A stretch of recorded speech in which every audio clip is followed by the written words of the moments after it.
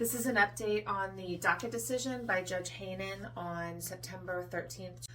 Judge Haanen ordered that the DACA program remains illegal even after the Biden administration cured the deficiencies of the program. So I'll start with the impact of this decision and then the explanation of the decision. The impact of this decision is that we're going to have the status quo. So for dreamers who already have a work permit, you guys can stay in the program. You're going to be able to renew. Please do not let your work permit or your DACA status lapse. Make sure you're applying well before the expiration, like 6 months before the expiration, because if you lapse, then you can be treated as an initial applicant and you might lose your eligibility while the injunction is in place. And this is going to go on for probably another 2 years or so, because the decision of Haanen will be appealed to the Fifth Circuit. That'll be appealed to the Supreme Court. Meanwhile, we're going to have more of this limbo situation for the dreamers. DACA initials, status quo. You can technically file, but you will not be approved while the injunction remains in place. Another thing I want to talk about is advance parole. Because, as a dreamer, you can travel for employment, educational, or humanitarian reasons.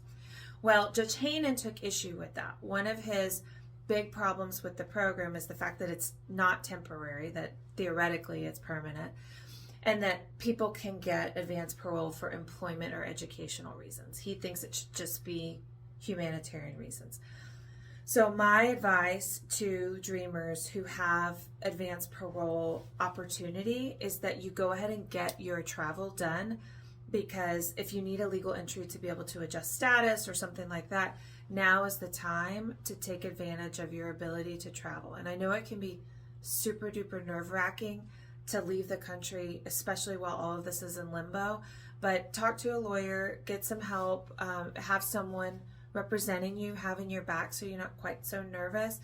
We've had a lot of people in my office go in and out successfully. We have had no issues on advance parole, but I think that is something that we're going to see probably change or go away as this case moves through the court.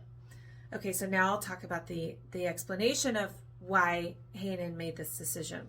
So what Haanen's original decision said that when Obama announced the program, he didn't follow the Administrative Procedures Act that says that you have to provide notice and comment to the public when you promulgate a rule, when you announce a rule.